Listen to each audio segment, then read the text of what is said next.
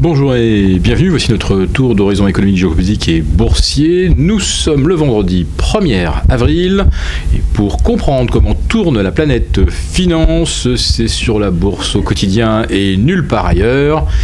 Et on se demande effectivement si la planète tourne bien aujourd'hui au vu des statistiques industrielles et d'exportation au Japon. Allez, pour la faire courte, parce que vous avez déjà eu, on va dire, notre premier poisson d'avril du jour sur la bourse au quotidien, c'est-à-dire le site sur lequel vous retrouvez tout le fil d'actualité.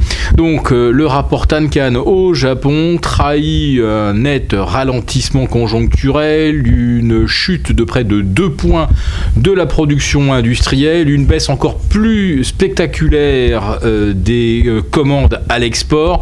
Bref, les stratégies monétaires de la Banque centrale du Japon s'avèrent être un échec complet, mais à ce point-là, franchement, on n'osait même pas l'envisager. En France également, on se demande si les choses tourneront avec un nouveau tassement de la production manufacturière, mais surtout une dégradation des commandes, des entrées de commandes. Autrement dit, là, c'est pas la vision de l'économie dans le rétroviseur. Là, on se projette vers les prochains mois. Et pour l'emploi également, on a une nette dégradation de cette composante. Pas surprenant vu les chiffres qu'on a eu vendredi dernier avec 34 000 et quelques chômeurs supplémentaires.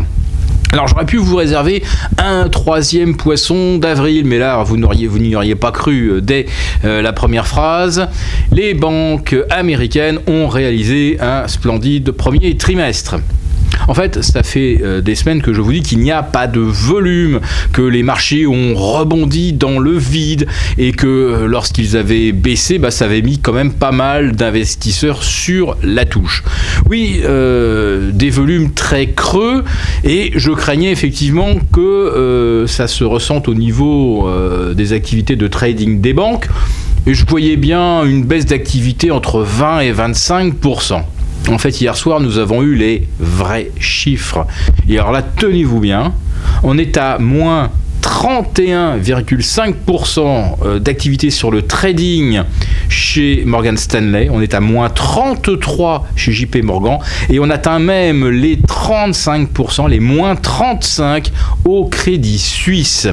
Alors quand nous vous disons qu'il n'y a plus de volume, que les banques centrales sont les seules dans la pièce, ou comme on dit, les seules dans la ville pour acheter des actions ou des obligations, eh bien ce n'est vraiment pas une légende, mais de là à penser qu'on verrait l'activité trading des banques chuter de 1/3 au premier trimestre, là franchement on est quand même très très loin dans la désaffection et surtout dans l'abstention globale des opérateurs à l'achat comme à la vente. Alors comme nous disions hier, pour avoir un mouvement de correction, il faut d'abord sortir les vendeurs.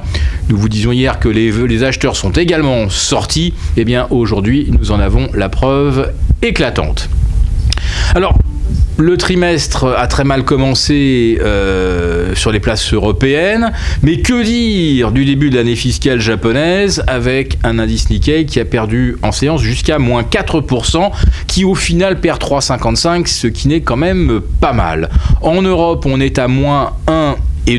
On a l'impression en fait de revivre la première séance de l'année 2016, c'est-à-dire le 4 janvier dernier où les indices avaient commencé à décrocher. Donc un mauvais début de troisième trimestre et là cette fois-ci on est vraiment fondé à se demander, vu ce qui se passe au Japon, si effectivement l'action des banques centrales a encore la moindre efficacité. Bon, elle n'en avait pas, mais au moins ça faisait monter les marchés. Mais là, on peut se demander vraiment si ça a la moindre légitimité et s'il sert encore aux banques centrales de promettre détente de taux, quantitative easing et tutti quanti. Voilà, donc si nous en sommes ce soir à moins 2 sur le CAC 40, nous aurons un gros signal baissier. Nous vous en parlions déjà hier, au cas où le CAC enfoncerait les 3000 pardon, les 4354, 4330. Donc on est actuellement en dessous, mais allez, juste à la limite. On peut encore sauver le support, mais ce soir, si on repasse sous les 4003, oui, là, on aura vraiment un gros signal baissier moyen terme.